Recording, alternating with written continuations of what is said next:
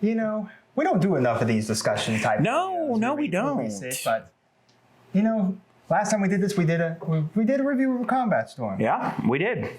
Today we're discussing something interesting, something that other content creators have discussed as well. And I've seen what they discussed.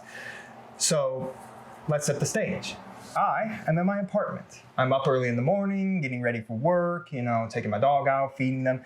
And I see this video by MidWinter Minis come up, and I quite enjoy his painting style. I think he does a great job displaying how to paint 40K, how to do these different styles, with airbrushes, inks, all this stuff. That's really cool. So I must have just breezed over the thumbnail because it had a Sherman tank and a Panzer tank. And I am looking to get us into bolt action. So it'd be really cool to paint up a couple, see how they paint up tanks, how they do the camo designs, And the title is The Big Problem with Historical Wargaming. And the thoughts that come to me for historical wargaming big problems is, I feel like painting is a hard thing. Because you're coming into a historical period, painting, so that could be a big problem. Maybe it's the effect of trying to find that correct green color, or trying to find that right camo color, or maybe just painting camo. Right. Because it is a historical time period where those colors were very true, and some people will, stare at you a little odd if suddenly your Marines are wearing pink. Yeah, good point, yeah. They would stand out easily out in the crowd. Yeah, so much for camouflage. Or camouflage, yes, but, maybe it's that. Or maybe it's the problem with the models. If you think of sci-fi fantasy, you've got dwarves with big axes, you got magical swords. In sci-fi, you got big guns, you got rail guns, you got energy weapon. Right. All these weapons that don't exist in modern day. A Sherman tank only has a specific type of cannon and a specific type of machine gun attached to it, and a specific type of machine gun inside it. That's it. That's all it has. It can only fire a specific type of round. Right. So, and if we go back even further, I want to get to the Civil War era for black powder from Warlord games. You only have muskets and cannonballs, and dudes riding horses with swords. Right. We can't suddenly make a musket suddenly shoot lasers. Right. So. Or big repetitive shot. Yeah. So it comes into the territory these models aren't flashy. Now, I think the big reason that a lot of people don't get in historical, at least in my opinion, which I thought this video is about, is that you have to like history. You gotta like the historical era. You gotta like any historical era. You're not gonna suddenly get into World War II if you didn't like World War II. Right. You're not gonna get into black powders, any of the Waterloo era, any of the Civil War era. You're not going to get into any naval combat, anything like that, because, you don't like the era that those models come from. So if you basically did not like sitting in your world history class, you're not going to like historical wargaming, which I think is the big problem with this game. You could also say the big problem is that marketing-wise, if you think about it, when you go to a local hobby shop like Atomic Games down here, Atomic Comics, that's down here in Muncie, do you know the first thing you see when you come into miniatures? You see 40K. Right. You say Games Workshop. Historical section is back with the Star Wars X-Wing section, which means, if you go back to the Star Wars stuff you're looking for from Atomic Mass games, you're going to find it. But again, you're going to look at it. It's not going to be flashy for you, so you're not going to pick it up. Right. So I watched the video. I must have not just breezed past what his thumbnail was, because it specifically tells you what his whole video is about in the thumbnail. The word is blurred, but you can probably put 2 to 2 together, folks, if you've seen the thumbnail. And the first words out of his mouth for the first 8 seconds to attract you, which they say that's what you need to get people to watch your YouTube videos. It's all fun and games until you play the Nazis. Paul, we've been playing the Nazis. Yeah, I've played Germany a few times. We're the bad guy, Paul. That means, Paul, we have to stop playing World War II, because clearly we're playing the Nazis. Those are the bad guys of all of World War II. But do we? But do we? But let's take a look at this. Well, we want to talk about the Civil War, get into Civil War. Well, we can't play the Confederacy, Paul. Right. They did slavery, horrible things. Can we play the North? Sherman's March wasn't exactly a shining badge on the North. No, not even close. Could we play Vietnam War? Because a lot of people think that the American involvement in the Vietnam War was not a good thing, because of the way things rolled out at the time. So could you? But you could also look at it. It was a war against communism, right? So it was on that side of the being good. But we can go even further back, Paul. What about Waterloo? We can go back to the Napoleonic era. Yes. Oh, we can't do that either, Paul. No, Napoleon we can't. Was the emperor of France and did very horrible things. We can't even go back to the Zulu era. I mean, that's a pretty horrible thing.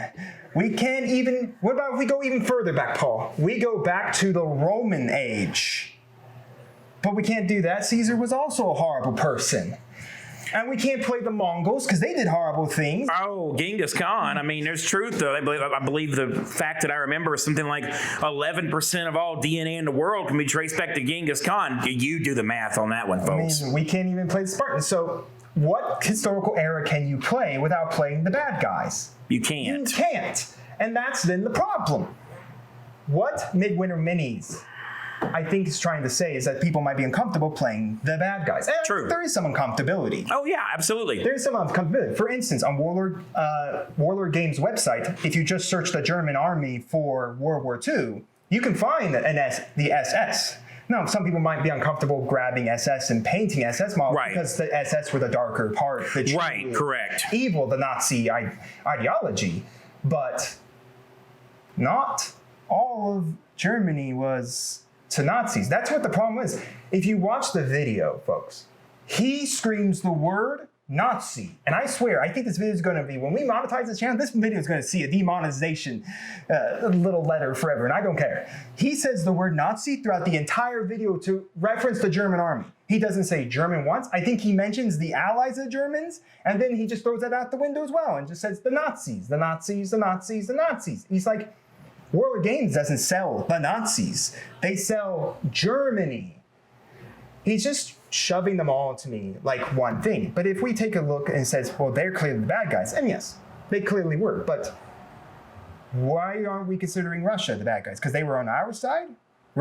Stalin was a horrible leader. Oh, the entire Stalinism and all of Russia at that time was horrible. The things that happened in Russia. Just take a look at what happened to Stalingrad. He kept his civilians in Stalingrad to hope that it boost morale of his soldiers. He put his machine gun nest behind his soldiers, so if they started running away like they were doing in the time period, his machine guns would mow them down. Yep. And somehow that would increase his morale. And he wasn't a good leader. He was just a guy who did not he was superstitious of everything, Germany. Right. And that led to a lot of the problems throughout their period of time and their powerhouse of Russia. But they weren't the good guys with the Allies. I mean, you look at Japan. Japan did horrible things through China. Yeah, the rape of Nanking. That's the first thing that I remember when I think my Asian history of that era and time.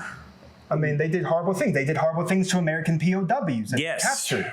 So you can't play Japan. They're the bad guys. So do we have an ally that's a bad guy? We've seen all the Axis powers. Italy, clearly Italy. Right. Mussolini. But what about the last two? Great Britain and America. If you consider that America dropped 2 atomic bombs, was prepared to drop a third one. Correct. I mean, yes, there were 2 options. America could have marched into Japan and started waging a war through the entire islands.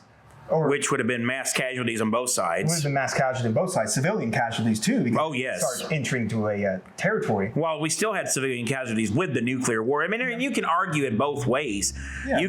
We look at it. It's interesting, and I remember being told this a long time ago, that history is written by the winner. And so when you think about, we look at it from the winning side, America, the Allies, even the War of 1812, although America didn't exactly win, it just kind of came a stalemate. The Revolutionary War, you could, if you really wanted to debate it, you could argue it from the reverse. We're used to arguing it toward, and believe me, I am not saying in any way, shape, or form that the things that were done in Germany, Russia, Vietnam, anything else was acceptable, because it was not even close. But when it comes to the historical context of playing a game, you have to look at it. You're not sitting here. When you're playing the game, the action speaks. So, like, I could see a beef if somebody is hailing Hitler or going really way out there with it and taking it to a standpoint of genocide or making really horrible comments. Because and all in all, it is a game that we're playing, the tabletop game. However, you as a person playing it have the right to say, I'm just playing this group. We're playing the game. I don't agree with the way that Germany handled things or whatever war you're recreating in historical wars, you can clearly say that. And the actions of the person on screen are going to mimic it. Like if I'm playing Germany and I make really horrible anti-Semitic comments, then I'm at fault for that because that is my own responsibility for what comes out of my mouth. But just playing Germany doesn't make me an anti-Semite. And that's the problem. It's like, that's what MidWinter Minis confers. He tiptoes around it, but it's strongly conferred throughout the entire video. If you're playing the German army, you're clearly a closet Nazi, and you're a far-right extremist just for collecting and painting some models. But, I mean, like, the problem is he points it to almost not just historical wargaming. What about people who do channels where you model stuff? Like, maybe you want to model a specific time period, like a tiger tank stuck in a swamp, right, or something like that. Does that suddenly make you a Nazi because you suddenly going to do a diorama on one of Germany's at that time's most powerful tanks, being the Tigers? Right. Or what about someone who just does, like, teaches you how to do scale modeling? Like, you're going to grab a plane, you're going to do a YouTube video of how to do the camo schemes right on this plane, how to do, like, weather it completely down so it looks like it's been in multiple wars now, multiple battles, survived, maybe doing some bullet holes to show, you know, it's taken its damage. Right. Do those people now, are they? It's like he does understand that his video just tries to points at people for this. Now, I'm not saying that there could not be those people. There could be absolutely those people who collect it and are a little too much into the ideology, little into what they believe to be the truth. Right, absolutely. There's going to be those people, but I don't think, if you saw that person, you're not going to bring them into your own wargaming group. You're going to kick them out because you know that they're not correct for your group. They're a toxic person to your group. So, but to me, if I saw someone in the German army, I'm not going to call them a Nazi. I'm not going to call them anything. I'm going to look at their army and say, that's a really cool looking army. I mean, to me, seeing a nice paint scheme to something, it's like, yeah, that's a great looking paint scheme. How'd you get that color? How'd you get that camo? I'm not going to immediately scream it out, but that's what he kind of infers throughout the video. And it just kind of makes me, it doesn't make me angry. It just makes me sad because he had the potential. If you stop and if you just turn him off, because for the whole video, he just sits there on a soapbox and talks the video. Now, there are some really good points throughout the video about, the game is less expensive. Historical war game doesn't cost as much as sci-fi game. Right. But again, he does bring up some nice little points about why historical war game, but it feels like if you just take those little chunks out, the most of it's a soapbox screaming session. Right. About how, how he should feel, why he's uncomfortable with it, and I'm like, okay, sure. But if you just pause the video, he does a good job teaching you how to paint, how to dry brush, how to get the camo schemes, like using sticky tack on the tank to cover up the green, and then going with the airbrush over to get the camo scheme on a Sherman. Right. So that's really cool. That's a neat idea I didn't think about. But it's overshadowed by the fact that what his script is. Right. And I would like it if MidWinters, if you do find this video, I know we're very small, we're under 1,000 subscribers at the time of this recording. Please tell me why in the comments, why you thought the first script that you made, why the 8-second little video there, why the thumbnail, why?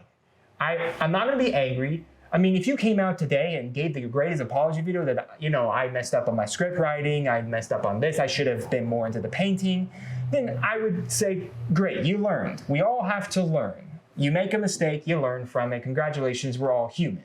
Right. I would say, congratulations. Great job, MidWinter. Glad to know that you messed up when trying to write this script and maybe it wasn't the correct take to take. I say, congratulations. But I'd like to know why.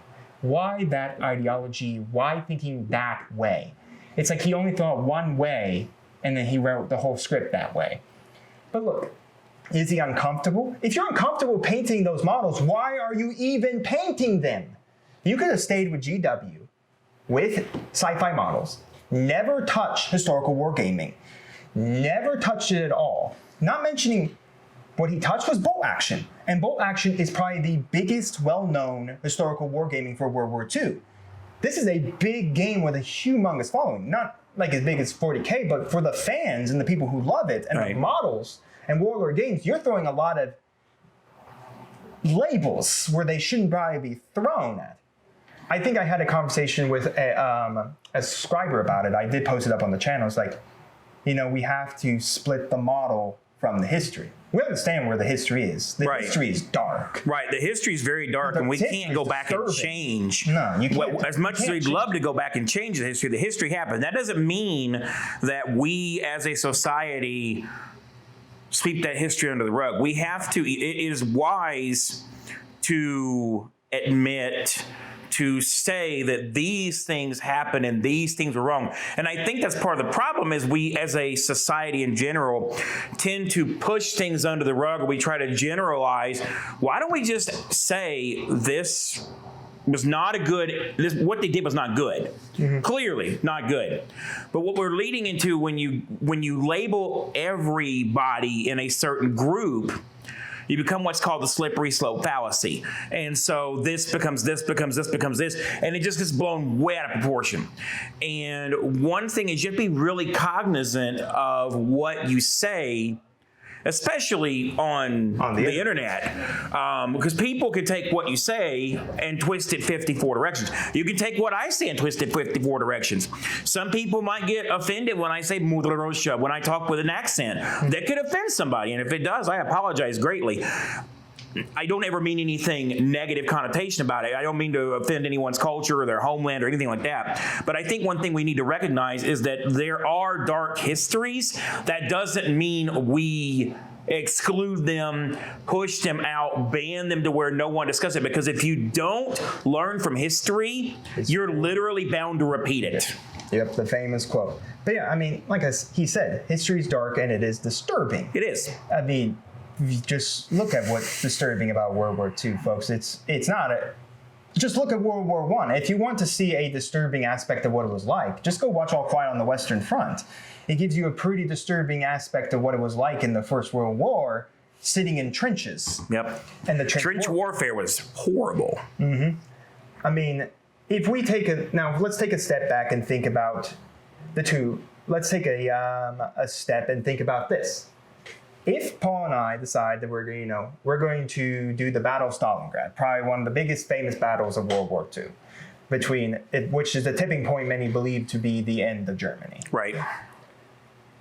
If we were to put some models, no matter what World War II miniature game we are going to produce, we put them on a tabletop, we read over a book of rules, we grab some dice. We're playing with little toy soldiers that we've had to paint, that can't do anything besides move 8 inches across a 6x4 board, which I'm pretty sure battlefields weren't 6x4 and everyone could see each other halfway across the field. Right. It was much larger than that. I mean, tank rounds flew thousands of miles from the cannons.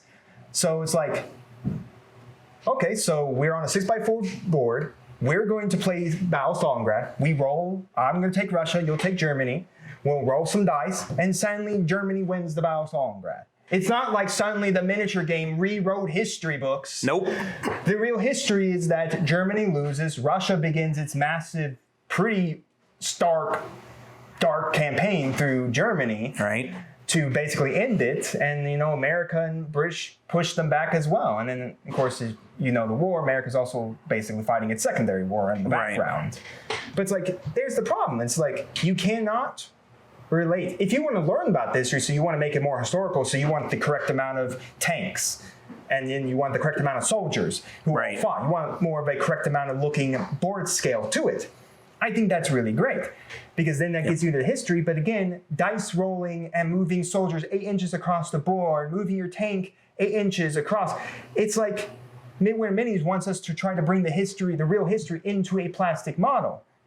A plastic toy little soldier. Right. Look, some people are going to be, like I said, some people might be over idealistic about the model and the truth, and they try to, they come in and, yes, if they're screaming Hail Hitler and wearing SS uniforms and all this stuff and speaking stuff, but we can't relate that to someone who has a loyalty to their army. Right. Because a loyalty is different. To them, they put their time, because there's only 24 hours in a day. We sleep 8 hours a day. Most people work 8 hours a day. That gives you 8 hours to do something else, whether watch TV, play video games, paint, read, do anything. So they have to put their time into that. Maybe they can only get 4 hours a day. because they got to spend time with family or errands or doing something else. So you get 4 hours. You've put a lot of time into those camo schemes. You've really looked up a lot of historical documentation, looking at a lot of historical stuff. So you really put a lot of time and effort and your money. That's another thing. Your money is in there. You had to take your paycheck. You had to go online. You have to pay the taxes. You have to get the model. You have to put it together. So it's like if someone idolizes their army because idolizes the paint scheme, the time, and everything, but could care, but hates, but doesn't idolize the fact of Nazism, Stalinism, or any of those other periods of time. They just idolize the fact of how much time they spent in their army. Right. Then that's fine. They're not idolizing the real people. They're idolizing plastic toy soldiers. They're not idolizing the ideology that came behind the dark history. And if you want to be historically accurate, you have to include the good and the bad. I mean, what else then would we do? Right. Fight America versus Great Britain for the rest of time? It doesn't work. I mean, you can't even play the Civil War. We're going to fight the Union versus the Union. You're going to go back to Napoleonic. I think everyone was... Well, I don't even know who's a good guy in Napoleonic era wars. Who's the good guy in the era when Rome was... in the Vikings? Go back to the Crusades. I mean, depending on what side you were on, if you were on the European side, you wanted to take over the Middle East and the Jew and the Muslims. If you were on the Muslim side, you wanted. I mean, so again, you have to look at it with a dual perspective while accepting the fact and acknowledging both the positive and the negative aspects. And this can literally go for anything. Like this is, I was thinking as you were talking, I was thinking like Wolfenstein 3D, the video game, which clearly you are an American soldier. You are trying to kill the Nazi Germany, but that makes, I get that, but some people, I mean, you could argue the same thing. Well, what if you were anti-American? Would you want to play that game? I mean, there's so many ways. There's so many, like, again, slippery slope fallacy. There's so many ways that you could twist this to where it gets blown clearly out of proportion. I think, taking from your point, in the latest Call of Duty that went back to World War II, they had a DLC known as The Last Tiger. It was when a German Tiger tank turned sides on the Germans and took the Tiger tank against them. That proves that not all Germans idolized Nazi. There were two sides to it. You had those who followed Hitler and his Reich and his ideology. Absolutely. But there were people who were more happy to see Germany back in confrontation. After they believed the Treaty of Versailles stripped their empire of everything, left them basically in the dirt after the treaty, which they believed was not correct upon them. So you can see like how they might not idolize Hitler, but they believe their empire is now back in its power state. I mean, if you look at it, some Germans even hid Jews amongst their own country. So they hid, which could put them also in the camps. You're a traitor to your country. So traitor to your country. I mean, many were conscripted into the army without even the knowledge. I mean, he brought back conscription, so people were forced back into his army. They didn't even want to fight. And yes, there were people who fought at idolizing Hitler and the Naziology, and then there were those who just were fighting for their home country, believing that they were bringing their empire back to home. They may have never liked each other because they didn't agree on what the truth of Germany should have been at that time, but you're a soldier. You protect each other, you fight for each other. So it's like, you have to look at it from both sides of just like America's, even though America, yes, we put Japanese people into camps. We did not do as horrible things as Germany did, but you could see that Japanese people, they were split. They believed America was traitoring them because they've been living there. They weren't spies to Japan. Some believed that it was only a temporary thing until, some believed at the end of the war. Even Japanese people fought for America in World War II. The truth of the matter is, when you look at historical events, there's good and bad on every side. There's no such thing as the true good guy and the true bad guy. Exactly. You're going to be looking at it depending on your perspective. Perspective changes everything. And when you look at it, if you look at it from both perspectives, you're going to find the good and the bad both in World War II, America. A lot of people didn't think America should become involved. They thought America should stay themselves because they had been to themselves for so many years. Why are you now all of a sudden trying to get into world affairs? Now, of course, we were involved a little bit in what we were involved in World War I and other things as well. But for a long time, America was stepped themselves. They were an America first policy. We don't worry about the rest of everybody else. So there was people who were against that even here in the United States that did not want to become involved in other wars and other countries' affairs. And in every war, you have two sides. Sometimes the enemy of your enemy is your friend, or the enemy who is in one war against you becomes your ally in another. And a perfect example is right now with the Ukrainian war, with Ukraine and Russia. Germany is now our ally.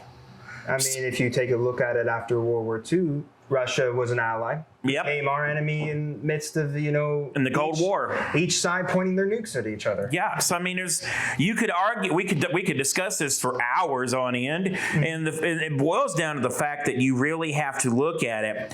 I feel, to get a true perspective, you have to understand there are two sides to everything. And also that history, we must accept the things that happen in history. Do we want to change them? Of course we do. We'd love to change history. There's so many things you could think to change in yourself, in your own lives, even for the world. But the truth of the matter is, we have to accept history as is. Slavery happened. We need to acknowledge that. And that's not just an American thing. I'm talking about like other countries, how the Canadians, we could even go to the Canadians and what they did to the indigenous people, how the Americans actually treated the indigenous people. Trail of Tears. I'm a Cherokee Native American myself. So, there's so many ways that you can twist this. My summary and main idea of this is that we need to look at it from both sides, understand that we accept and acknowledge, let's just say acknowledge, not accept, acknowledge the fact that things happened, accept that they happened, and accept that it's up to us to make a positive change for the future going forward. And I think that's what historical wargaming brings you. It brings you a fact of learning. For instance, learning about the M8262, being that it is the jet fighter that started the jet fighter era. Learning about the BF-109s, learning about the tanks of Germany. Like I said, when you're taking a model and you're just learning about this history, like the how the evolution of the German tank went through, the reason American Shermans feared the Panzer rounds, because the three ideologies of tank was speed, power, and I believe it's the armor. So how much gunfire it can pump out, and so the Shermans were more about the speed and the gunfire. They did not have the protection. That's why a lot of tanking crews will tell you a shell would tear through you like butter, for an instant. And they did say those shells bounced around. So if they went through the cannon, the three crew, they were it was not a good day. And they also said that they could 4 seconds. Once a shell tore through you and hit the ammunition, you had 4 seconds to get out before the tank went up itself. 4 seconds is not a lot of time. It's not a lot of time to jump out from the top of you and then your driver and your gunner to patch themselves out and jump out the bottom before a tank goes up in a big ball of smoke. So, I mean, you take a look at like that, but we can never recreate the horror of that on a tabletop. No. I can't put a Tiger tank against a Sherman, pump a fake round through the Sherman, and it suddenly explodes on a 6. Okay, it exploded. It didn't kill anyone for real. It got removed off the table. Right. It would have stayed there for the rest of its existence. The crew would have never home, and that's the true dark aspect that you have to relate to the fact that the history of like a Sherman tank, knowing the understanding of the crews that piloted those tanks, they're always their subsequential fear, their unnature, the way they all came together, the way they slept and ate and basically had to be with that Sherman, but always on the constant fear of the fact that a single Panzer round or an 80-pound gun could tear through the Sherman, and that would be the end of that. Yep. That's the same. I mean, you can take of anything, of any soldier, of anything at all. Absolutely. Pilots are always the same way. I mean, sure, yeah, you were always afraid that that one last shot would be the last one. I mean, true. You could parachute out of your plane, but at a high altitude, who's to say they don't get a shot off on the parachute and the parachute deflates, and now you're in real trouble. I mean, just take a look at all the our paratroopers. Yep. Yeah, they jumped in the middle of the night. They jumped in the morning. Yep. Market Garden being the operation right before D-Day to try to support the D-Day landings. I mean, we can recreate D-Day probably one of the most sanest battles, but we can't create the brutality, the brutality.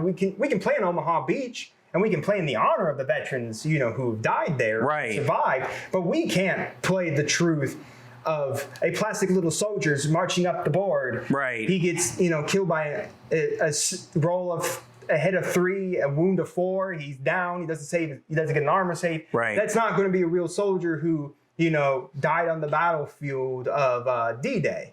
But I think one point I'd like to say is that I think Boots to the Ground, I could be incorrect of that channel. It might be someone else, but I think it's Boots to the Ground. He did a good analogy. He said at one time, I think he's out in Britain. They were doing this big gaming convention. They had this big battlefield of one of the historical sites where I think the paratrooper jumped into a city.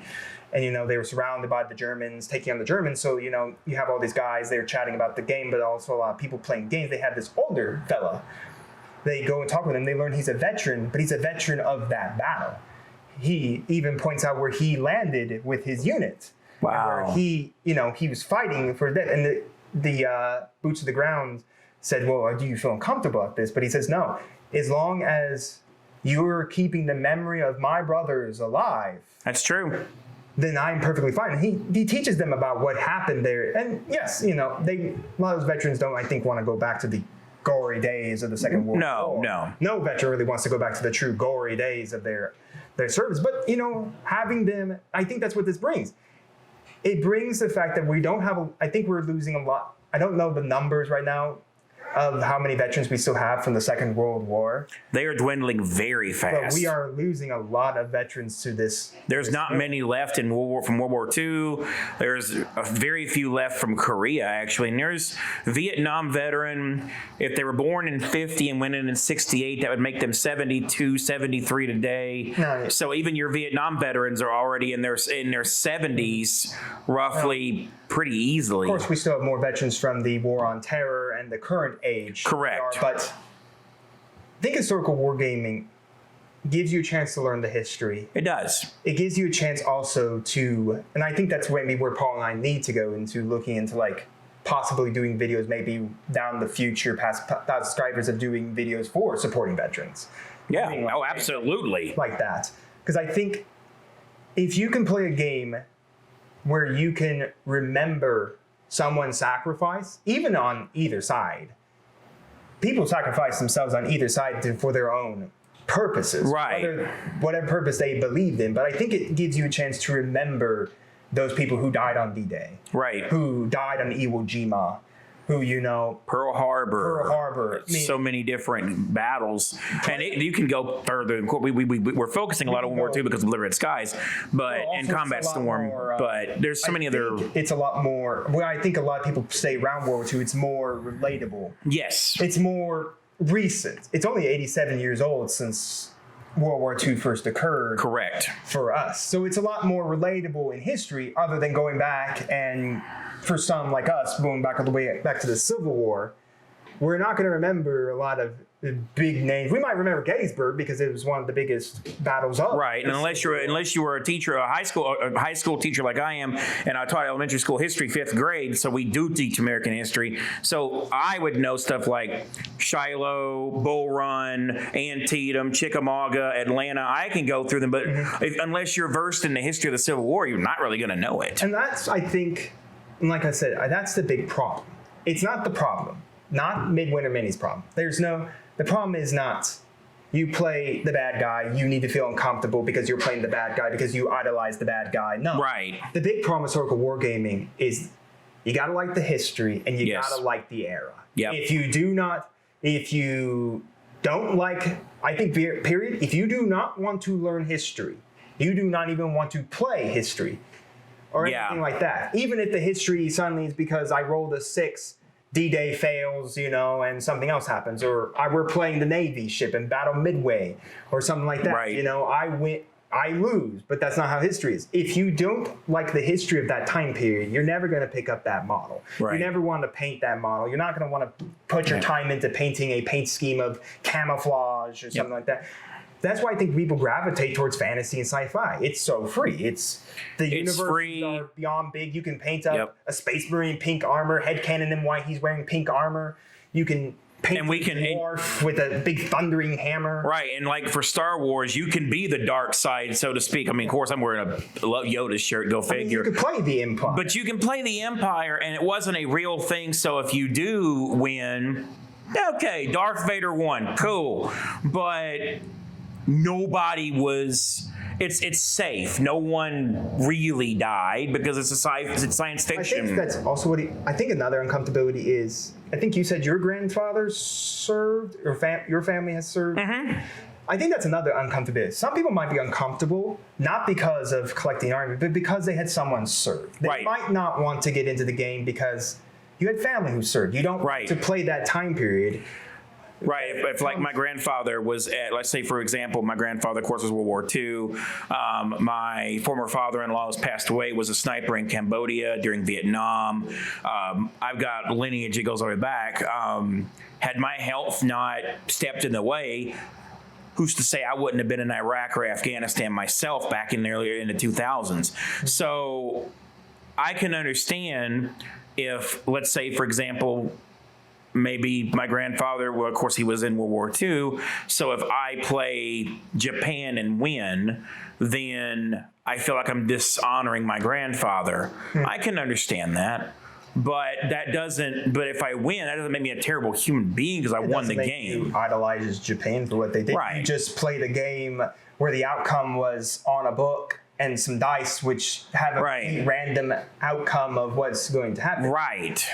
I think that's where, like I said, it's good to play the game and go back and understand the history Yeah. of that battle, those people that served. Understanding the history is so important. Understanding the history, but if you simply just wanted to play a historical war game, learn the history of that period of time, but there's nothing really going to outcome of a game where we roll dice and hope to hit a magical number Right. dice, and then that suddenly gets us this win. I mean, the roll of dice. I could see someone arguing. Let's say, okay, well, for Germany, we're going to take them down by 2. So the only way you can win is if you roll a 6 only, instead of like, let's say it's just some kind of roll. I'm just making stuff up here. But typically, you achieve a kill or you achieve something, an objective. If you roll a 4 or higher, well, you say, well, since you're playing Germany, you got to roll a 6. Well, what if I roll that 6? I mean, do I have to re-roll till I don't get the 6? So you can't really. You can't you can't prohibit parts of the game either, because then you're basically guaranteeing a win. Well, we understand completely that everybody wants to win a game, just like Monopoly, for crying out loud. But you have to understand that it's a game. It's literally you're playing a game. All it is. It literally is just a game, and I think MidWinter Minis was trying to put more into plastic toy soldiers. Now, MidWinter Minis, if you're listening, do paint at the Band of Brothers. I think that'd be very cool. But when you do not get on a soapbox. Do not get on your soapbox. Talk about painting, because I think that's what makes you great, MidWinter, Guy and Hattie. That's what makes you both great. You sit down and you help someone learn how to paint that model and that scheme pretty easy, and that's great. But that's where you should stay, not getting on soapboxes, because we've had to talk about it. I've seen 3 other channels talk about it. The weird part is, Paul, did you ever think, when we started Blood Red Skies, when I brought in the first BO-19, the BF-109s and the BF-110s. Right. Did you ever think about what we're having this conversation for, or did you think about a toy little plane that we're going to put on a table and roll and hope we hit a 6? I don't even know how many times I've played Germany and won. It may be 0. I'm not sure. So if you're watching this and you've been watching me win or lose either way, let me know if I've won with Germany or whoever. I'm sure I've won with Japan. I know. It doesn't change who I am. You have to separate the fact that it is a game From the person itself. And you also have to remember that you can't group everyone into I forget the fallacy that's called, where slippery slope, because there's another where you put everyone hasty generalization, that you put everyone in the same boat and say, well, you're all this, so you're this. That's not you can't do that. You have to separate it. Tiptoeing around, but that's you kind of can't do like that. I said. He said you're a far right person. Like I said, I don't think a lot of far rights are playing tabletop games, but there might. Maybe. They might be. I doubt it. I'm sure far right, far left, doesn't matter. I don't know that these games have a political affiliation. I mean, that's also the problem. He brings politics into a game that's just supposed to be about rolling dice and laughing and having fun. I mean, how many times have we laughed about all our Blood Red Skies games? I said, what he's bringing as a topic is very interesting. And it would have been, interesting if you said someone like maybe uncomfortability with family who served. Sure. Or maybe it's an uncomfortability because you're not comfortable with that period of history. All falls back to how you present yourself and what you say. That's what I said. Like, I always judge a person's character once I met them. Right. If I can clearly tell that they are swinging the wrong way, then okay, then maybe I shouldn't hang out with that person. Maybe I need to leave before, leave that person. But if someone's normal, who has a German army, who's normal, who's just laughing and saying, that's really great. Okay, I'm going to roll this. I got you. I win. And then, you shake his hand and, you say, good game. And it's done. And you're done. Or, I have a conversation with him about, his German army, how he did the winter scheme, because the winter scheme is pretty cool. They did serve around the winters of Russia, even though it was extremely harsh for them, instead of Russia, who knew quite well how to survive their winters. Right. But it'd be really cool to see, okay, how'd you do that scheme? How'd you get that color? And then you start talking. It's not about, the Nazism. It's about the model. It's about the color scheme. Yep. It's how do I translate that to my own models? Yep. So I get trying to bring up some kind of talking points, but he could have brought it up much better. And the weird part is he's at what's even weirder? What's that? His sponsor is completely wrong, which then completely just throws his argument out the door. His sponsor is World of Warships. You know who you can play in World of Warships, Paul? Germany. Germany. The people we aren't, and I didn't watch the sponsor, but apparently I read comments. Apparently he was playing Germany in the sponsorship. So how do you write this article talking about it, but then you just put World of Warships in it and play Germany in it, in a game that has Germany, which you clearly are calling only Nazis? So how do you put that sponsorship with this video? This is very contradictory. I'm just saying. Contradictory to everything. And it's like at the end of the video, it's like, you should tell us why we're wrong. I'm like, why you're wrong? The whole video was wrong. Like I said, if you just want to watch a good painting video, turn off the sound, put on some music, and there you go. You watched a painting video. A really good painting video. If you want to listen to some guy in Great Britain that I cannot judge off one video, because I've seen plenty about videos. I've read what some rumors are about him, but I will never believe a rumor, because it's a rumor. Right. But until there's factual truth about that. Sure. But it's like, why make this video with this sponsorship, with this part at the end, and expect people not to come after you? If you just wanted to do a painting video, and maybe you wanted to say at the end your uncomfortability in this period of time, to me, if he had just simply sat down and said, the biggest problem with this game is history, and I'd say, congratulations. I think that's what the biggest problem is coming into this game, why it doesn't sell, why people don't buy. It's because fantasy and sci-fi is so much easier to get into, so much easier to paint. It's so much more freedom on the painting scheme instead of, and all these different little guns, stuff that are completely different. And it takes out that personal aspect of the whole, but the historical part. It takes out the personal part. You don't have to concern yourself like, oh, I'm playing these U.S. paratroopers who were real U.S. paratroopers in World War II, or I'm playing the Union Army. Oh, these are real Union soldiers who served in the Civil War, or I'm playing the Battle of Waterloo. These were real people who served and fought within the Waterloo era, within the Napoleonic era. I'm playing the Romans. The Romans were real people. So it takes away the aspect of I'm playing real people that had served their real time, but then again, then you need to split that. These are toy soldiers. They don't have anything about them. You pick them off a spoon, you clip them, you paint them, you put them on a table, or you might put them in a glass cabinet and forget about them. Congratulations. Or you might put them in a box and you might find them 10 years later and say, wow, I forgot I had those. A real war is always going to be constantly taught. People are always, Ulysses S. Grant, Sherman. You're always going to talk about Iwo Jima, D-Day, the soldiers. Eisenhower. Churchill, Stalin. Yep. There's always going to be discussions on Hitler. There's always going to be this Franklin Roosevelt. We learn real people around that time. Sci-fi, Luke Skywalker isn't real. There is no Luke Skywalker. There is no Yoda, I hate to tell you, or Baby Yoda for that matter. There's no elves or dwarves. There's no, in 40K, there's no Eldar, Necrons, or anything of that. It's free reign. But the problem is, I think what he also didn't realize is that you can take the sci-fi fantasy and you can put your idealistic, like Nazism and those stuff and play those models. But you can easily say, oh, but it's sci-fi. It's not even real. You can still twist it. I mean, some people do. 40K has a problem with that. And it's a real problem, a lot of people say. I haven't seen it because I don't play competitive 40K and I haven't been to any big things that have 40K. Right. But it's like, people can take their darker ideology and stick it into their sci-fi fantasy. Oh, yes. But they'll just explain it the way that, these are fake soldiers. They didn't exist. There's no such truth. But when you do that with historical, you're going to be looked at pretty harsh. Yeah. Because you really are playing something that was real to history. Right. So I think that's one problem is like, again, history. If you're not a fan of history, you're never going to get historical.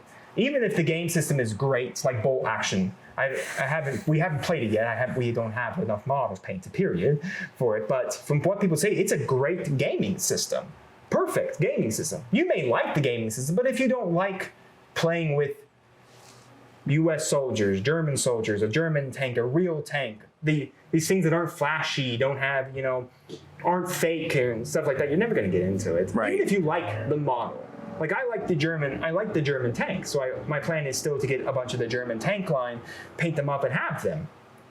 But does that suddenly, but just because I own the tanks doesn't mean anything. Right. I just quite enjoy, and why a lot of people get into Germany, I think, is because of the technological advancements that they made. Sure, yeah, they did. The tanking industry. As a matter of fact, I did win with Germany because remember I used the jets here a while back. Yes, we both did. But even if we did horribly misplay them. Yeah, we did. But that's the thing. A lot of people collect for what is the cool model. Yep. When you think of a kid going in and you think of, they're into like cars. They're going to get the cool car. They're not going to care about some weird look. They're going to choose a Corvette over a Pinto every day. But say you give them a bunch of tanks that, they're going to put together and put on a shelf somewhere. What tank do you think they're going to take? The Sherman, which is pretty dull and normal looking, or this big cool Tiger tank with all this armor and this big gun? They're going to take the Tiger tank. They're going to take the Panzer tank. Yep. They're going to take the Stug or the Judapoth or the Elephant or whatever else was created in that time period. Right. Sure, maybe some people might gravitate towards some of the Churchill tank series, or some people might.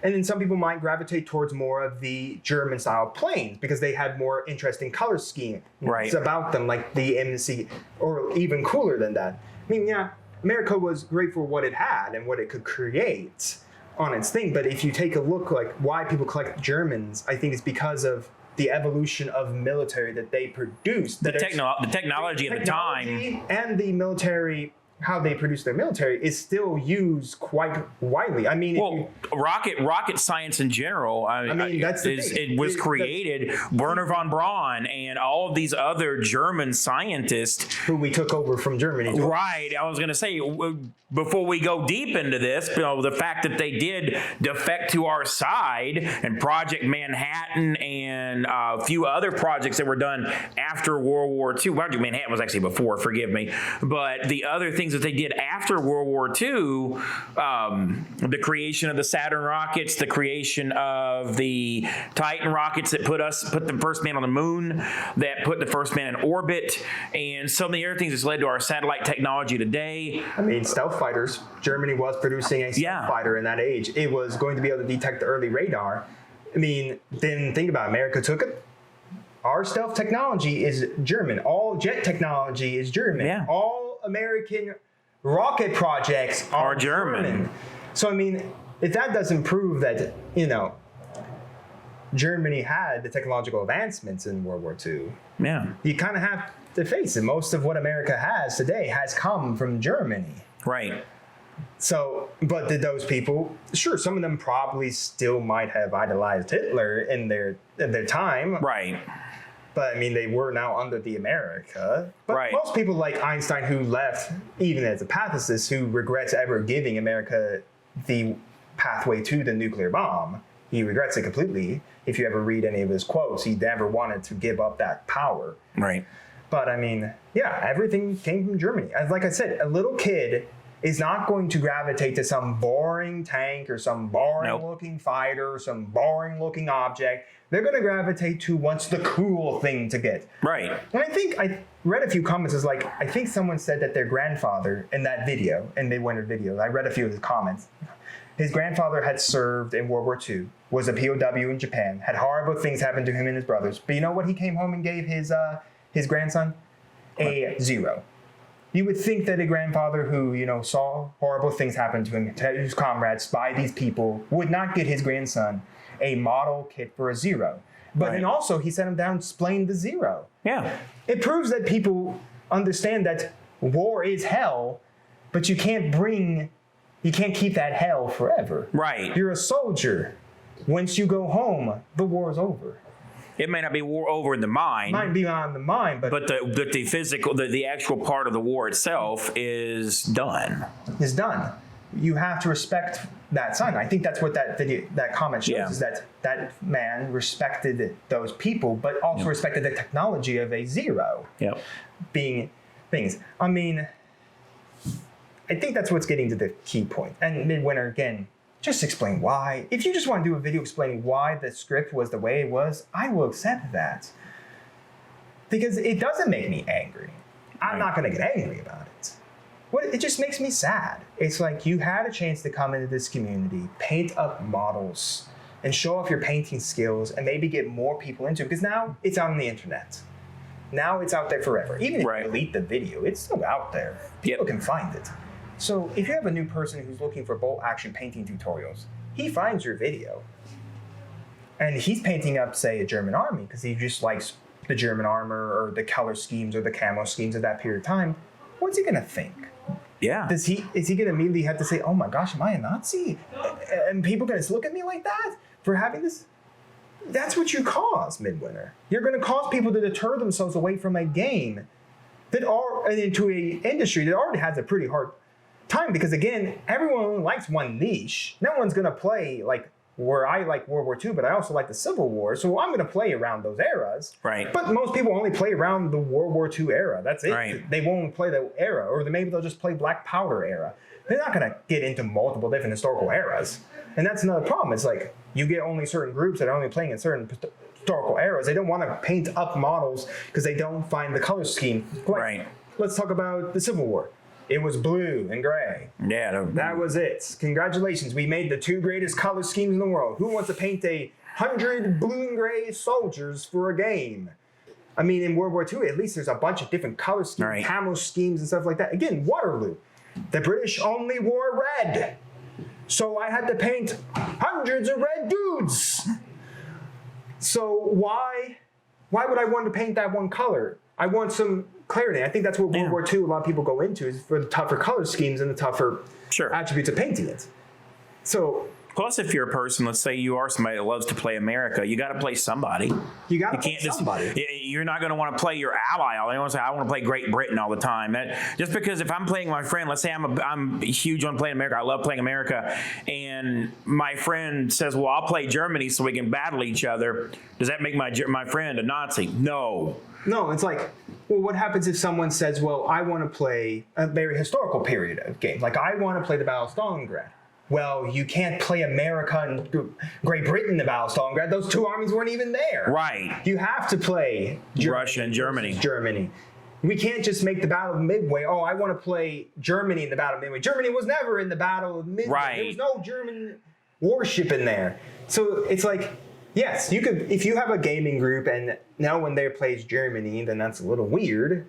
But you can't play the same army again and again and again because it's going to get stale on you. And you're going to lose interest in it. It's going to lose interest. But if you're always playing someone who's playing a different type of army with a different type of list, you're playing Russia, you're playing Germany, you're playing Japan, you're playing Great Britain, you might play another America or 2.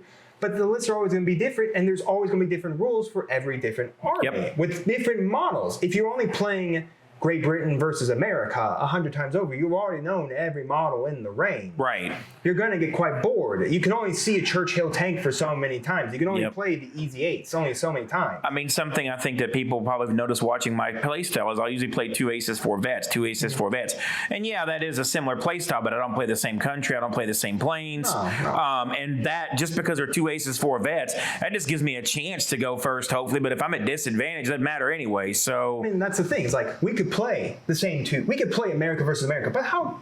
We're going to play the same planes 1,000 times over. yeah, it just gets boring after a while. Then add Great Britain. Oh, but that gets boring too. We want to add in Russia's pretty. I mean, Russia didn't have great aeroplanes. Let's make that very clear. Their army wasn't very strong in World War II, but they had some very interesting, like the Yak-1Bs, the Yak line. They had their very interesting. The PE-2 bombers were very interesting. If you in Germany, we have the ME-262. We have the jet fighter, the first true jet fighter of an era. We have the 109s, which could zero dive themselves, which made it impossible for Hawk or Hurricanes to chase. Right. But I mean, that's what I like about Blood Red Skies, because I learn about the planes. Like, I learn about the B-17 flying fortress, because, you know, it was in the originality, everyone thought, oh, you strap enough guns on a plane, it's a moving weapon. You know, 109s don't care about that. That's why a lot of American lives, young pilots, were lost, because the ideology was if America strapped enough guns on this thing, we don't really need to protect it, so we can let them fly and we'll try to divert them. But, you know, the fighters will still come back, chase the bombers, and destroy them. The fortresses didn't have that bit. Not mentioning the fortress people had to wear match masks. They were in the deep cold. They were open topped. I mean, just take a look at who the ball turret was. They did not have a high lifespan as a ball turret. No. I mean, even the Super Fortress was a miserable fighter to fly for its bomber crew. Take a look at the bomber crew, and you wonder. And that's why the World of Games even says it. It's hard to find aces for bombers. A lot of people never really survived long enough. The Dauntless and the Douglas were. A lot of them never made it back after their bombing runs. Right. The super fortresses were the same way. The flying fortresses were the same way. Even the German fighters were the same way. Yep. So it allowed you to learn about how these fighters interacted in the real world. Right. Why the Spitfire went through so many different marks was to chase down 109s. Yep. Because 109s could 0G dive. Hawkers couldn't do that. They were slow and sluggish. Yep. So that's why then the Spitfires would chase 109s all over the place and the FW 109s all over the place. To keep them off the bombers, the Hawkers would stay around the bombers to protecting them. That was then the ideology after the idea of you leave the Super Fortress alone and it will do its own thing. But I mean, that's why everything. So evolution and understanding how that model comes into its play, and how you can see how the real life model then translate into rules for dice rolling, for evasions, you know, for what cards it gets. Like the Hawk or Hurricane gets robust and tight turn. It could tight turn, and why it gets robust is because it was made of a cloth body. Right. So a lot of rounds just tore right through it and didn't damage any of the frame or anything like that. The Hawk or Hurricane had a problem because if you shot at the front of it, the engine was right there and exploded, and then it would burn the pilots. Yeah, there's so many historical aspects, and even invalid historical, that's probably not the right word to use, but aspects that couldn't happen. For example, like we've played Russia and America in tropical conditions. Well, that never happened. Well, that never happened. I mean, they didn't fight anywhere. But like that's what I think everyone needs to understand to this point. It's fun to come in to learn the history. For me, I mean, one of my life goals, I want to hope, is to go see all the historical war sites. You know, go see the Civil War sites in America. Then go overseas and see where D-Day happened. Go stand where the atomic bombs were dropped. I don't know if you can go stand in Iwo Jima, but it'd be pretty cool to, you know, stand and look where the American soldiers pointed the flag at the top of the mountain. Right. One of the most iconic scenes of World War II. Yep. After the brutality of trying to get up that mountain. So it's like, you can learn all that in a model game.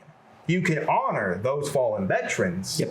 You can honor your family members. But if your family members served and fought against Japan or even Germany, just because you collect the army doesn't mean you dishonor them. You're just collecting a plastic soldier. You're playing a simple game. You're collecting a plastic soldier and a plastic tank. Yep. this never did anything wrong. Yep. But maybe you want to honor that, so you can go to a tabletop and say, my father fought against this unit or this type of tank, and Right. You can use it. You can use it as a learning tool too, a teaching tool. But that's what's really cool, and that's why I think when the MidWinter Minis thing is just so exciting to me, because he had a chance to help people learn and get into this game and show how you can learn. Like I said, the big problem is, and I think in my opinion, it's not really up front and center at sellers. It's always going to be 40K in your fantasy because you know they'll sell, Right. make your money. It's historical, so you have to like the history of the period or the period of time of history. The models aren't flashy. They're whatever was truth but told, produced by the real world armies, and it's history. Yep. I mean, that's it. That's literally the number one reason. It's just the history. Yep. Look, MidWinter Minis, should you not go into Band of Brothers painting? Probably, because I really am more afraid for what might come and happen to you. Now, I like to say this. All my viewers or watchers, do not go and flame him. Do not go and harass Guy or Hattie. I will not accept that. If you do that as my subscriber, please unsubscribe. We do not want you as a subscriber. We are trying to have an honest conversation about this video. I am not going to go. I left him a comment talking about it, but I didn't harass him or them. No, I just wanted to have that conversation and let them know I think we need to be able to split a model from real world. Right. And look, maybe it is a possibility that maybe you don't. Look, if you don't like the history, but you really want to play the game, just understand what the minimalistic history is. Yep. You don't have to dive into the depths of, like, what I like to do a lot of time. Dive into the depths of the battle, understanding every conceptual nuance of, you know, the leaders and all that. If you just simply want to say, yeah, I really like the rules and I really want to play with some friends and they got this game and, you know, these rules look really cool, I'll give it a try. You don't, as long as you understand where the history comes from, as long as you understand that, play the game.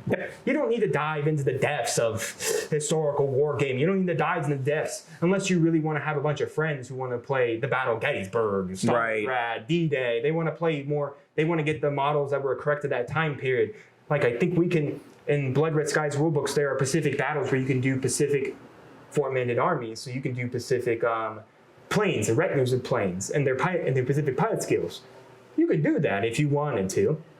We're probably not. Most of those planes I don't even know exist in the line, or I don't even have painted up. But it's like, well, you could do that. But to me, the ability to simply just say, we either can enjoy a period of time, or we can play it, grab realistic models, play Pacific Battle, and see what our outcome is, or I just want to collect the models, put them on a tabletop, and enjoy these really good, fleshed out rules to play a game. Right. You can understand the history of where those games are coming from, but you don't need to dive into this. Yep. So, in my final thoughts, it just makes me sad this video's out there. It makes me sad we have to have this conversation because we would never have it. Yeah. I don't think anyone ever even thought about having this conversation. It wasn't until Guy brought it up, and we could have this conversation here if Guy had brought his video to a different point. If he had said an uncomfortability. Maybe, you know, let's have a talk, you know, let me know down in the comments what your thoughts are of being uncomfortable, play this. Why do you think historical war games aren't, you know, as popular? What about the uncomfortability of playing, you know? And I wish he said Germany instead of Nazis, because I swear, that's what makes me more irked, is like, he just calls them always Nazis. Couldn't you just call them Germany? I don't think once he did. I think once he did when he referenced their allies, but then after that it was always Nazis. Guy, there's no Nazi on Warlord Games. There's no Nazi on Flames of War. It's Germany. Germany. Germany. The only thing that might be more questionable to being Nazi is the SS. Yeah.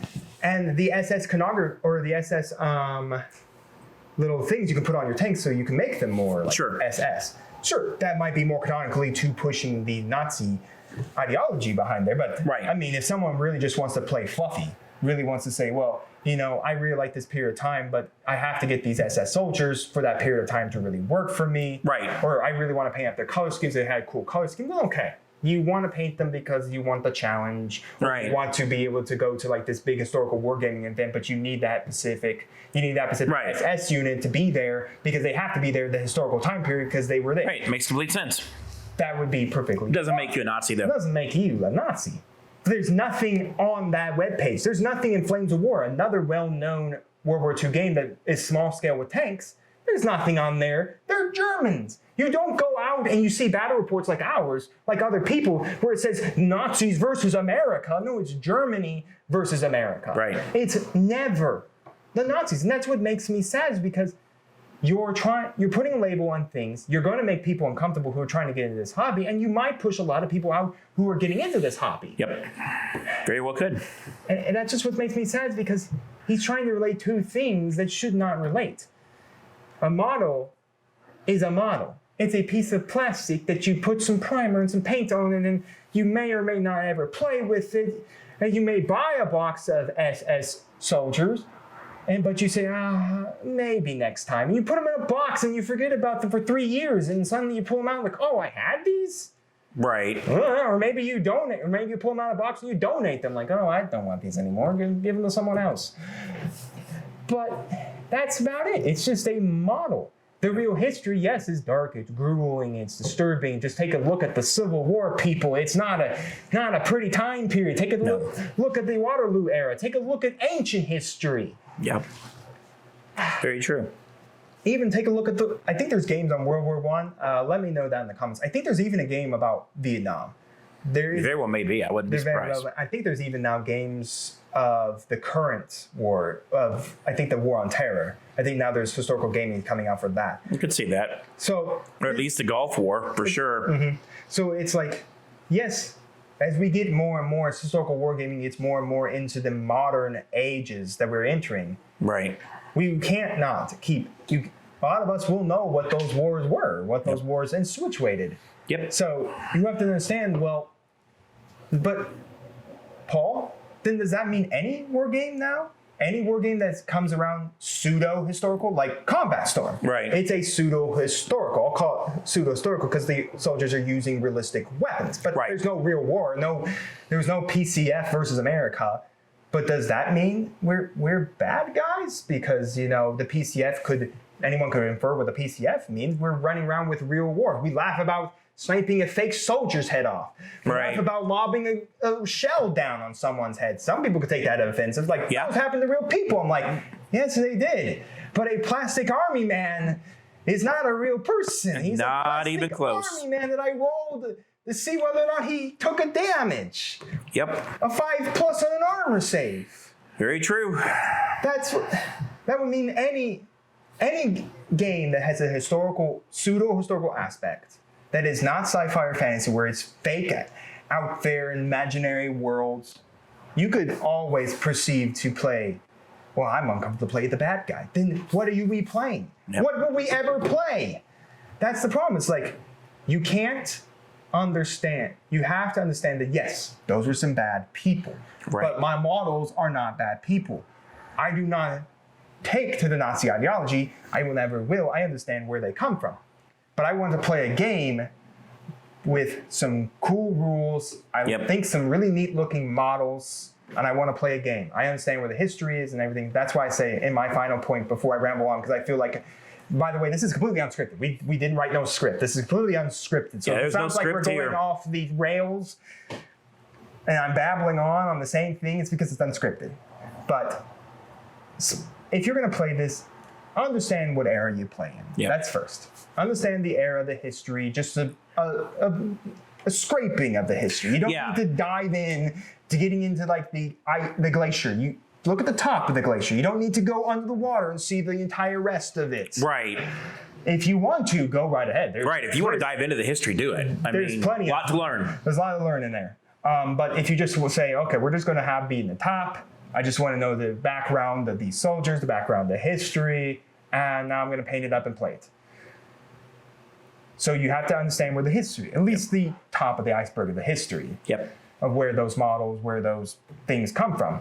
After that, have fun. Yeah. It's plastic dudes that need some dice that use a tape measurer to move. Yep.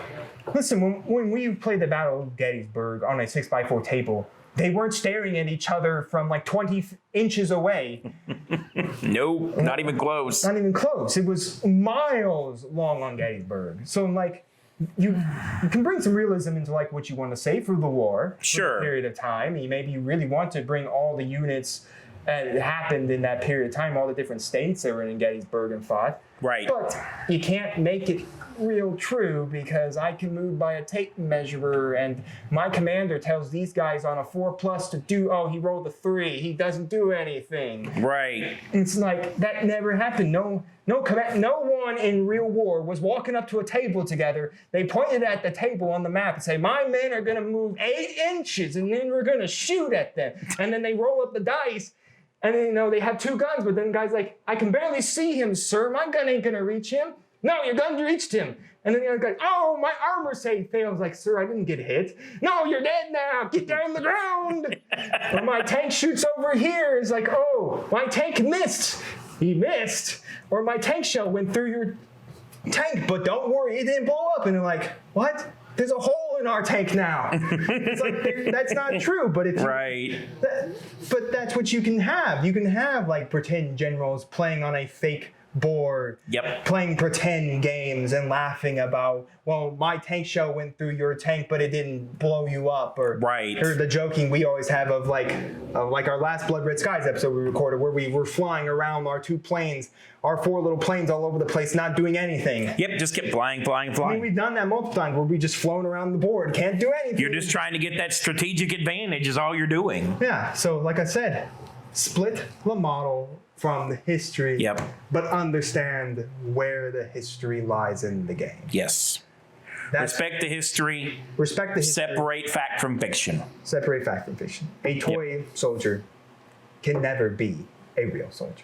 Correct. A roll of a 6 is never going to be the real thing. Right. They didn't roll dice before they dropped the nuke. So, and what's even more disturbing, it's like, what I think even bring this up to other points is like, one last point I want to bring up is by saying that this video, any game where you play the Nazis, whether or not it's a multiplayer shooter, where you get to play, a Nazi character, or I should say a German character, or maybe a video game like the Call of Duty where you get to play the last Tiger tank, where Sure. you were playing German soldiers. I don't know if they followed Nazi ideology or not, but you're shooting the presumed good guys. Right. But then they, of course, realize, oh wait, we're the bad guys, so we need to, that really did happen. It's like Right. they were Germans who turned on their own home country. Yep. You just read a couple books about it. I mean, that's the thing. Other video games do it, but we never seem to have a problem with, I play War Thunder, so I like to play a lot of the German tanks because I think the German tanks are really cool to play and I like the designs of them. Right. But that doesn't make me a Nazi. Nope. You can play World of Warships. You can play World of Tanks. You can play all of War Thunder's aeroplanes and ships. You can play Call of Duty. You can play multiplayer shooters. Yep. That all come around that time period because, again, World War II, I think, kind of sells. It sells pretty big because I think that a lot of people like that period of time. Yep. I think it's more studied than I think other periods of wartime. I think World War I and World War II probably are the more studied historical periods because I feel like a lot of people you hear about are very fluent in those periods of time. Yeah. And look, yes, you might be fluent. And does that mean someone who's in, then you could take this connotation, like you said, slippery slope. Because that mean it's someone who's a historian, who's researched Germany to understand, how did Hitler bring up all this power and nature and have so many people blindly follow him, even though, they blindly followed for a different reason. Why exactly did that? Does that make him a closet Nazi because he studies German, German history and writes books on German history? Does that make this someone who studies, maybe like British people? What happens if British people, you go to a museum? Does that mean now we have to not stop going to museums? What about aviation museums, tank museums that are having like realistic tanks and realistic planes, the relics of the age of past? And you have someone who's discussing the tank and how, the tank moved, the cannon it used, the ammunition it used, the crew, how they, what they did together, what engine it utilized, and all this. Does that suddenly make you, if you're more knowledgeable on German fighters and German tanks in these museums, which is your job to do, to teach these kids these, historically humongous objects that are no longer produced, no longer utilized, have been way pushed past in current modern tank design? and modern aero design.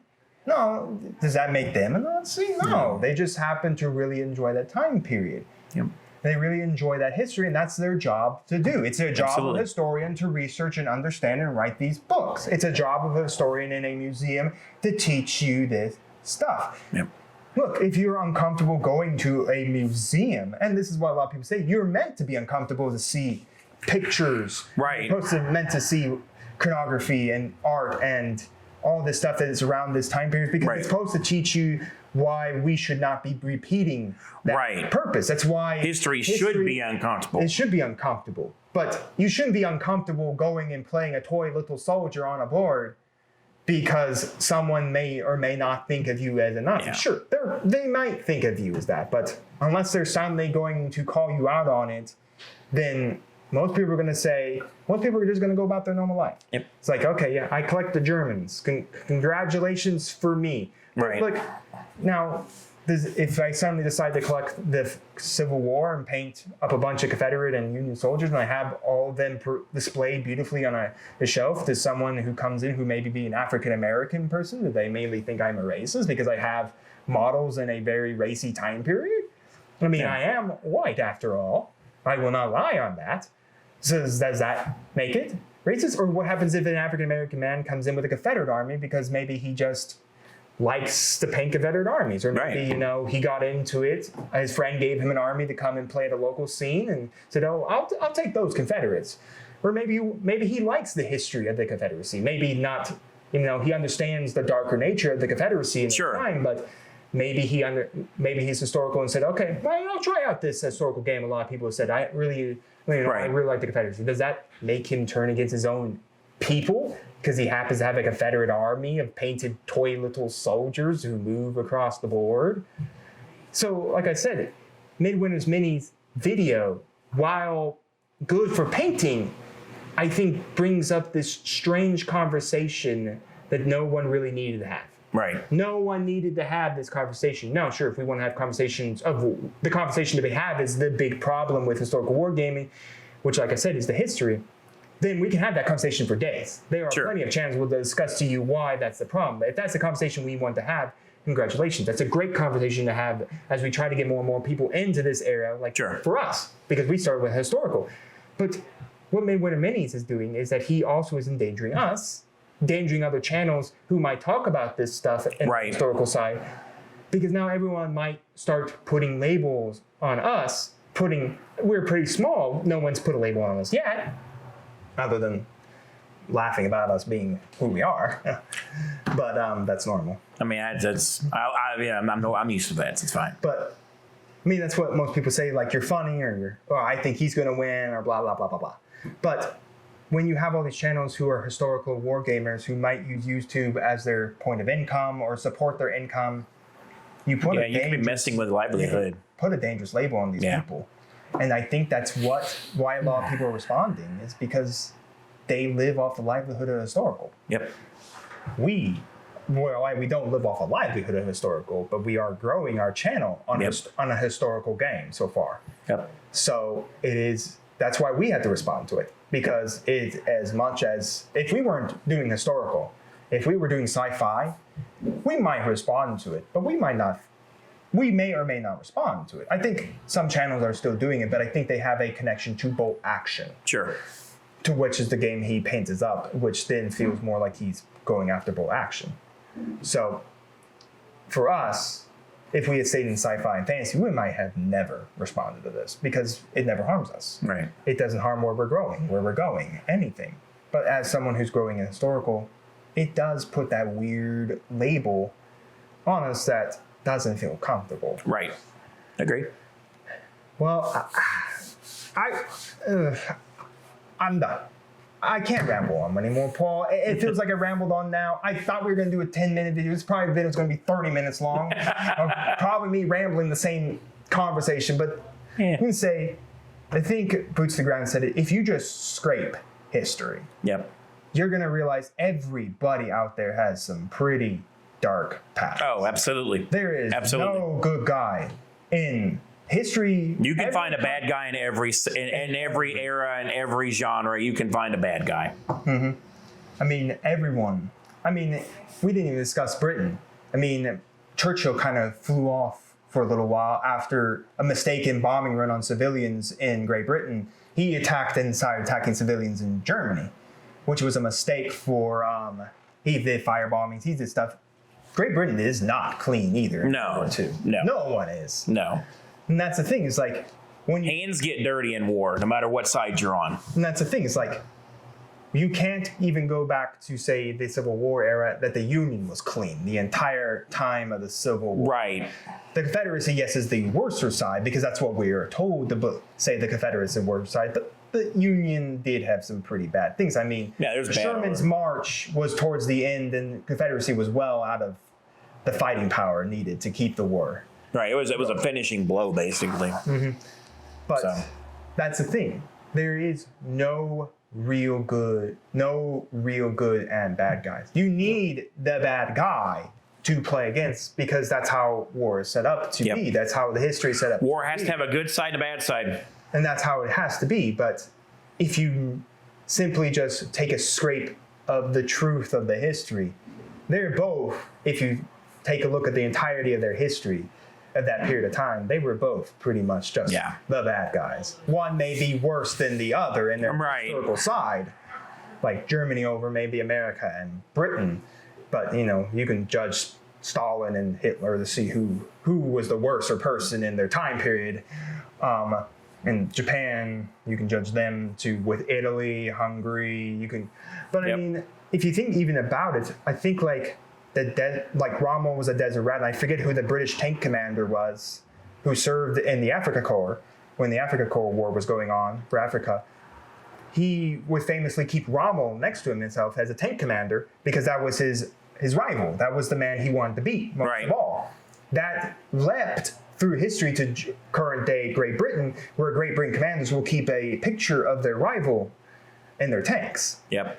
See, that's the thing. It's like Rommel, yes, served a dark purpose, but that one purpose of whoever the tank commander is, please leave me a comment. I'm forgetting his name. But I mean, that tank commander brought a historical aspect to all tank commanders for all future of Great Britain. Very true. So it's bad, but there is a sense of how that bad has evolved to current day. Yep. So I can't ramble anymore. Let me know down in the comments your thoughts. Again, please do not go flame, do not harass, do not dox, do not do any of the horrible stuff that people are doing today to other people on this channel, on the internet, blah, blah, blah. We're here to have an honest conversation. Do you want to have an honest conversation in the comments? And Guy, once again, if you do happen to find this video, please just tell me why. That's all I really want to know. It just came down to the question. My grandma has always taught me why, but I can't figure out the why. It's like I see it and I'm like, why did he make it? Did he not listen to his video? Did he not reread his script? Did he not read it out loud to him while recording? It's like, this sounds extremely like I'm trying to label everyone and like extremely bad. Maybe I should put that down and rewrite my script. It's like, did he not once just stop and think and just stop and say, I think this video is not, the painting's fine, the painting's great, but did I not once stop and think the consequence of what I'm gonna say, what this video could lead to, what people might think of me? I know I've read some people lost faith in you. I have yet to lose faith. I think you're still a good thing. I think your painting is really good. I think this is just a black eye that you need to take on you and just accept that, yeah, I punched myself in the face really hard. I guess I had to accept that fact and move forward with it. And sure, you're gonna lose people. I think even for us, like if we start evolving the more sci-fi and people say, okay, well, they're clearly leaving historical, what happened? Like, well, we wanted to try other games. I mean, can't make everybody happy. Can't make everyone happy. Some people are going to leave. Some people are probably here for the historical, but when we start playing sci-fi stuff, and they might leave. I'm like, okay. You could go find another channel. There's plenty of other people out there. Yep. There's plenty of other people trying to do this too. We're not making, sure, we like to get some money out of this, and we like to get sponsorships, and we like to, use that money for, continue this channel, grow it out, do lots of things. Sure, I'd love to use it to get us more models painted quicker and faster. Because, like I said, I'm the sole painter of it. I sleep 8 hours. I work Yep. 8 hours. I have 8 hours.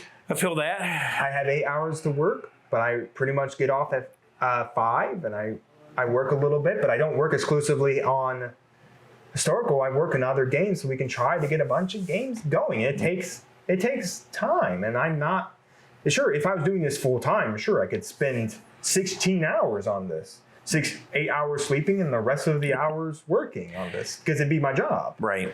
But it's not my job. It's not paying to pay the rent. It's not going to pay my bills. Nope. Sadly, it's not. So it's not. But I will give thanks to everyone who's doing this as their job. Congratulations to you. More power to you for doing this. And sure, sponsorships and all that to help you guys. Congratulations to you who do it as your job. Yep. Congratulations to you who do it all. But I just can't say anymore. It's like, I just want to know why. That's just it. Makes sense. If he came out with a video and explained his why, I would go to the moon and back and say, great job, guy. Thank you for finally explaining the why. If you see this video, please explain the why in the comments. That's all I'm asking. I think that's, other people are more angry with you for bringing this up, but I'm just more sad. I'm more sad that you could have done a really cool video to bring more people into the hobby and explain maybe a major reason to your opinion.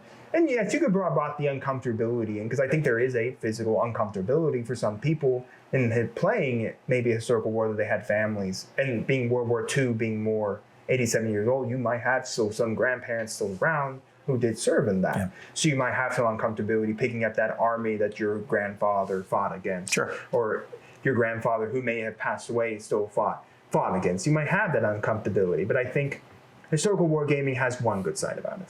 I think it makes sure that history can teach you, but we've seen current day how people don't want to teach history. Right. Or people don't want to teach about it. But I think historical wargaming gives you a chance to tell those veterans who are still around today, your honor was not forgotten. Right. Yes, it's in little toy soldiers now, and little toy soldiers are never going to be the real thing and can never repeat what you saw or what you did or what you had to endure. But it does allow people to continue those memories, continue to show people and help people understand, wow, that was a really cool model of that ship. Was that ship pulled out of Pearl Harbor? Right. Wow. Then that leads you down a rabbit hole of understanding where Pearl Harbor is. Sure. Understanding the history behind Pearl Harbor. Maybe understanding from both perspectives, like the Japanese perspective of why they needed to do it, bomb Pearl Harbor, and understanding it from the American perspective. That then leads you to understand both perspectives instead of the understanding, well, Japan is clearly evil. You know, they attacked all these innocent sailors and sank their ships and, all this, when clearly they needed to do it in their minds, because if once they got too close to the American shores, the American Navy would be able to easily outmatch their Navy without a question of a doubt. That's why the general said, who orchestrated the plan, he said, we have 6 months. Once we do this plan, you get 6 months to claim as much land as you can and dig in as much as you can. After that, America will industrialize and they will be marching through us quickly. Yep. And that's the truth. 6 months later, America had its Navy back in order. We were industrialized for war. We were in 2 fronts now, and we were already plowing through the islands again. Yep. So, I mean, that leads you down to see both sides. Collecting at a German army might help you see both sides of the nature of Germany, maybe help you teach you. Maybe you never even thought about what, maybe you want to learn about what the U-boats. U-boat crews had horrible lives in the German U-boat. Always scared of hitting with a depth charge. They had more deaths. U-boat crews had more deaths than the German Navy, I think, because the U-boat was a dangerous vehicle to operate. Right. The depth charges that would fall off destroyers because it easily blow you apart, and being underwater would just take your imagination to think what happens if a depth charge blows through a submarine halfway down the ocean. It ain't gonna end pretty. There's no ending pretty. Nope. So I mean, that's the thing. This helps you understand where the true history lies, but understanding, of course, this is a model. It's not real.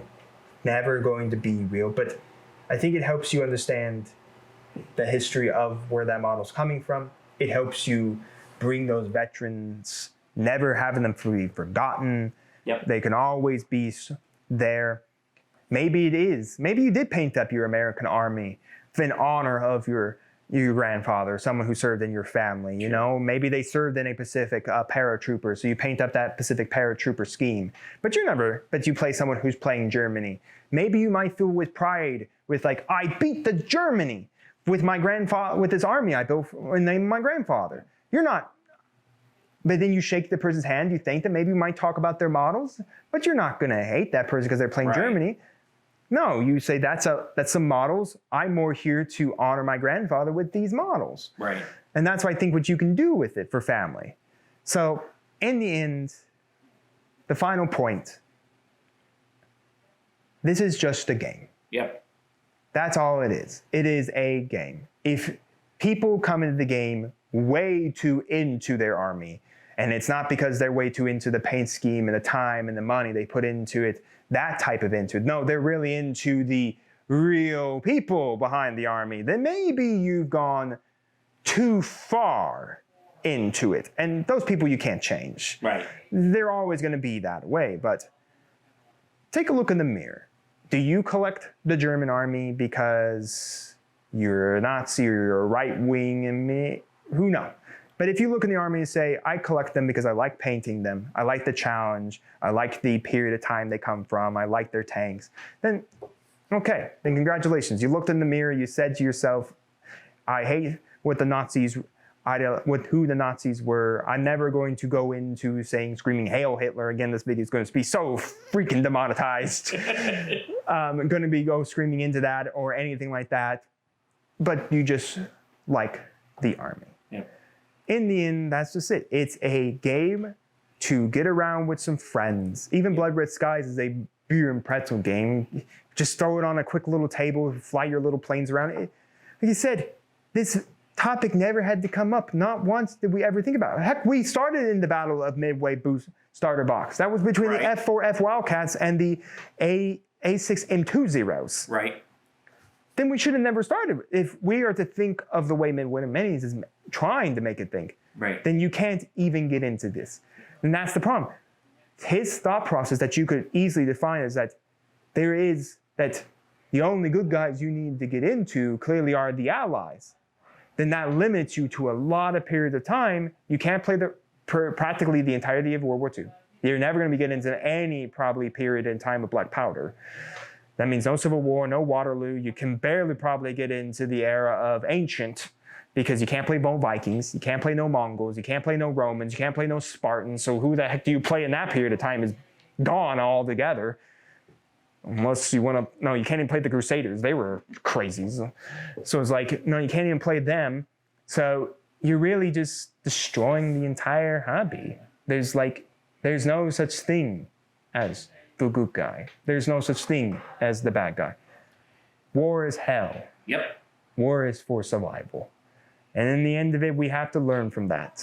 So in the end, this is a game with some rules, with some dice, with a book, with some, I can't go buy down the local store a life-sized army man down the store and play with him on a tabletop.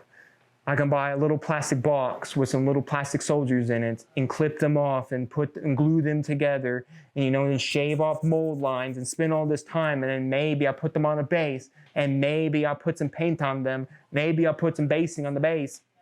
You might have to spend 2 months completing this, and then they finally put it on the tabletop, and then suddenly says, well, you're clearly a Nazi, get out of here. It's like I put all my time and effort into this really cool army. I did all these paint schemes, and now you're going to immediately, the second you see my army, you're going to call me a Nazi? Right. And that's the problem. It's like, that's where this dark slope is going to lead people. And why I think I need to understand the why. Now, I'll link the video in the description if you guys have not seen it. Go watch it. Get your opinions. Like I said, go watch it for the painting. Like I said, click the mute, just watch the painting, and that's it. Don't listen to the soapbox. It's not worth your time, your effort, or your soul to listen to it. But it does bring up a conversation. It brings up a conversation that doesn't need to happen, never needed probably to happen. The conversation that should have happened is trying why people don't get into this hobby. And yes, uncomfortability might be one part of it for some people, but again, if you don't like the history of the eras, you're never going to get this game. That's the real, but that could have easily been in the conversation about the tanks, but he could also brought in the painting. He could have brought in all these other parts, maybe the assembly of the models, the flashiness of the models, you know, all this stuff. Instead, we have a soapbox conversation that makes no sense. That doesn't need to be there. In the end, that's what it is. Kids, if you collect Germans, call them Germans, understand where the history is, understand the dark truth of the German army in World War II, World War I, even going back historically in German history. Just understand the German history. I mean, Germany understands even their history. Teachers had to fill out forms just so they can get the Nazi flag out, so they can show it to kids. I mean, they don't like their history, but they do teach their kids about their own country's history. Right. I mean, they might put themselves as the good guy. Then they might put Hitler as the bad guy, but there might be portions of times about where they talk about being the good guys. Yeah.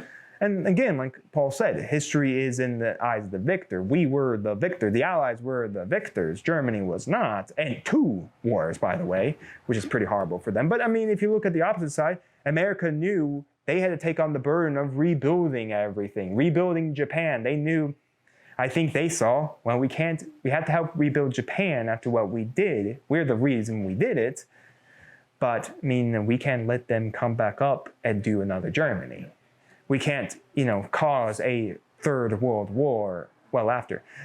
Now, if you want to get into World War II with flashy guns and stuff, check out Conflict 47. It's a Weird War era game set in World War II in 1947. But the backstory is that Germany and America are practicing, the atomic weapons, practicing to get them ready, weaponize them. So they accidentally open wormholes into the future where there's all this future technology is. They start stealing it. Russia splits from America and Great Britain from allies and I think they go to Germany or join the Axis or be on their own. But it's an idea where walkers are around, rail guns, cloaked soldiers. If you really want to get into but funny enough, then you can have a World War II army too. You can collect Americans for Conflict 47, but then take the stuff out of it and go right into bolt action in it. And that's really nice. Right. You can take the bolt action models and go right into Conflict 47 too. But then the question is well, what about Weird War games? They do have historical aspects to connections to historical real wars, but they're weird. They don't actually exist. World War II did not go to 1947. There were no big walker dudes and ninjas and invisible ninjas and rail guns and all this stuff that's, walker tanks on legs and stuff. That didn't happen. Right. But could that then get you also called a Nazi? Because you might collect that German. That's why I said it's a slippery slope, like Paul said. So end the discussion. Let me know down in the comments your thoughts on this video. Have you seen MidWinter's videos? What your thoughts are? I already had a conversation with someone as well who even said he was playing, and I'm forgetting his name. Dang it, man. He's one of the people I've talked to a couple of times about our Blood Red Skies videos. But he said he was playing the Civil War era around the time of,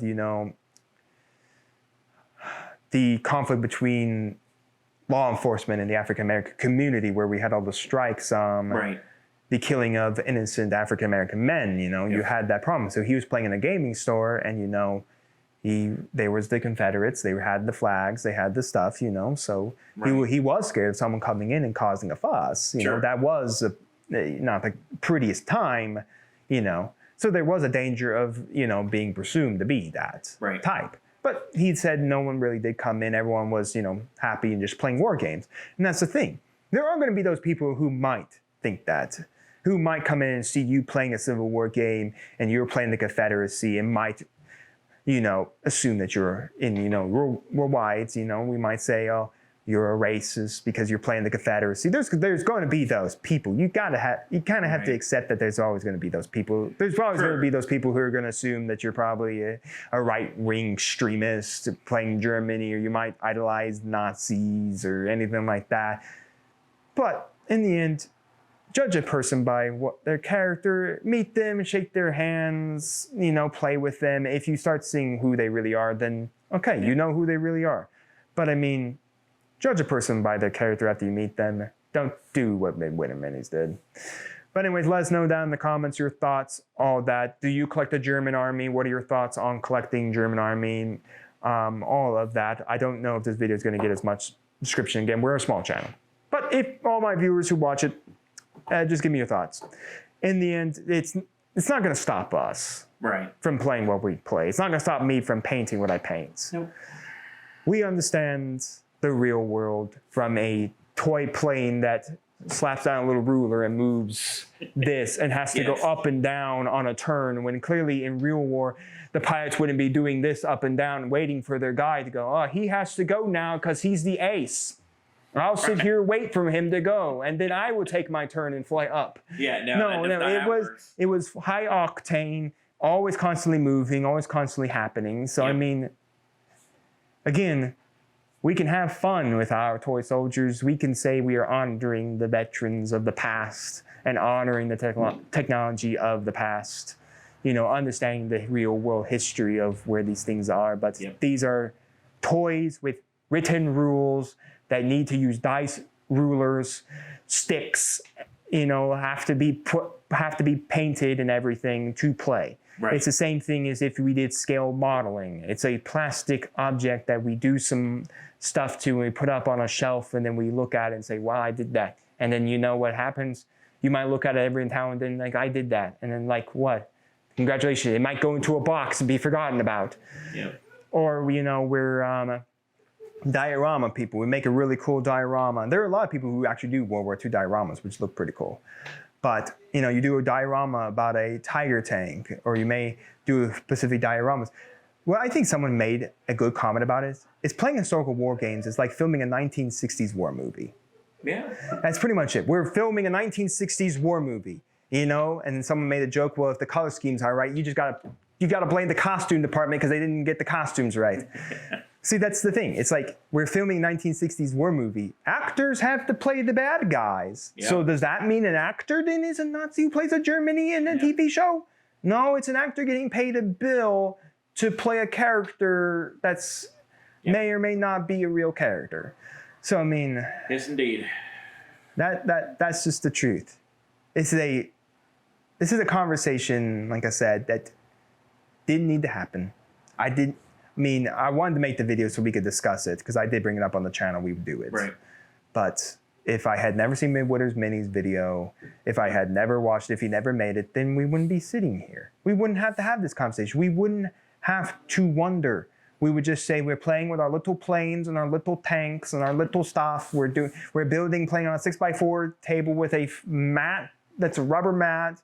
We're moving across the board. We open up books. We laugh. We joke. We roll. You know, we do all this. I mean, we didn't have to have the conversation.